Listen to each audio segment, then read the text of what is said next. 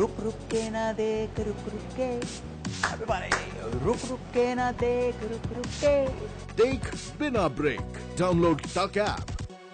क्या है इस देश का भविष्य? बीजेपी ये बार मतलब अपने बलबूते उनके पास प्रचंड बहुमत है। स्थिति अन्य पार्टियों की परिस्थिति देख रहे हैं, कोई दो पार्टी एक साथ बढ़ नहीं। क्या है मतलब बीजेपी वर्सेस एआईएमआईएम बन के अभी लड़ाई दिखती है ऐसे मुद्दों पर सड़क पे? मैं एक पॉलिटिकल साइंस का स्टूडेंट हूं। जब इंदिरा गांधी भी रूल करती थी तो यही सवाल होता था, मगर इंदिरा गांधी को हारना पड़ा।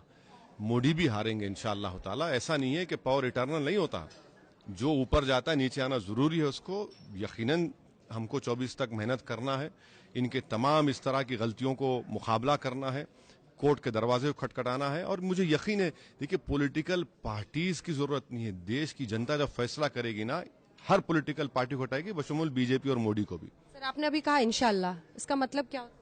इंशाअल्लाह माने होगा, ये तब्दीली आएगी। अल्लाह चाहेंगे, यकीनन अल्लाह ही चाहता है ना, भगवान। कोई आप गुस्सा करते हैं? आप यकीनन बोलिए, आप जय श्री राम बोलिए, मैं अल्लाह बोलूंगा, मगर मुझे मजबूर मत करिए। आप बोलिए, मैं आपके राइट को प्रोटेक्ट करूंगा, क्योंकि आपका राइट है वो।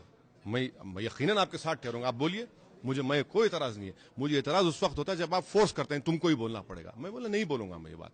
आप फोर्स नहीं कर सकते किसी के ऊपर। लेकिन एक्शन का सिर्फ रिएक्शन होकर नहीं रह जा रहा है पूरा मामला कि ये तो आप भी की तरफ से बोलते हैं। देखिए, मेरी रिएक्शन इसलिए होता है कि आप फोर्स मत करिए। आप जो बोलना है बोलिए ना।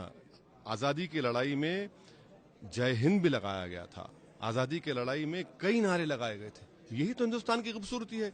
मगर जहां पर बीजेपी आरएसएस कहती नहीं, हम फोर्स करेंगे, तुमको बोलना पड़ेगा, क्यों बोलेंगे? संविधान तो मुझे देता है फ्रीडम ऑफ एक्सप्रेशन की, मैं क्यों बोलूंगा? एक दो मैं नॉन पॉलिटिकल सवाल आपसे पूछना चाहती हूँ। मैं तो हैदराबाद बहुत करीब आपको देखा है, आपकी पॉलिटिक्स को देखा है, आपके तौर तरीकों को देखा है। लोग कहते हैं कि आप बहुत टाइम लगाते हैं, पढ़ते हैं, तर्क और दलील। आज भी जब यहाँ आए तो आधे एक घंटे से आप पढ़ ही रहे थे कि कौन सी दलीलों के साथ मुझे वहां पर बात रखें।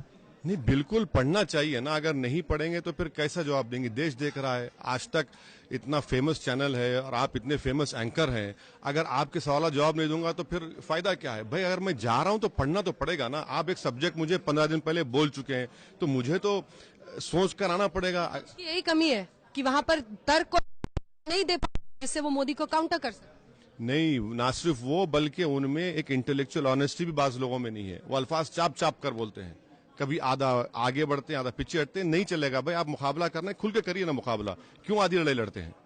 आधी लड़ाई लड़ रहे हैं, आप पूरी लड़ रहे हैं। कोशिश कर रहा हूं मैं, कोशिश। आपको नहीं डरते मोदी से? डरते हैं? क्यों नहीं डरते? क्यों डरूं मैं? संविधान सबके लिए है। देखिए, जब आप समंदर में कूद जाते ना, तो गहराई से शिकवा क्यों? समंदर में तूफान भी आएगा, सब होगा, छोड़िए। अब जब कूद गए हैं तो जाहिर है मुझ में काबिलियत होगी तो मैं साहिल तक पहुंचूंगा, नहीं है तो फिर मैं डूब जाऊंगा, उसमें कोई बात नहीं। मगर कोशिश तो करना मेरा काम है। कल के दिन मेरे मरने के बाद कोई ये तो ना कहे कि भाई इस 2019 में जामे मिलिया में मुल्क में सा कानून बना और ओवैसी खामोश था। कम से कम वो तो कोई नहीं कहेगा ना, अरे नहीं इसने कुछ बोला था। इतना तो याद रखेंगे लोग। बहुत बहुत धन्यवाद आपका ओवैसी जी, हमसे बातचीत करने के लिए।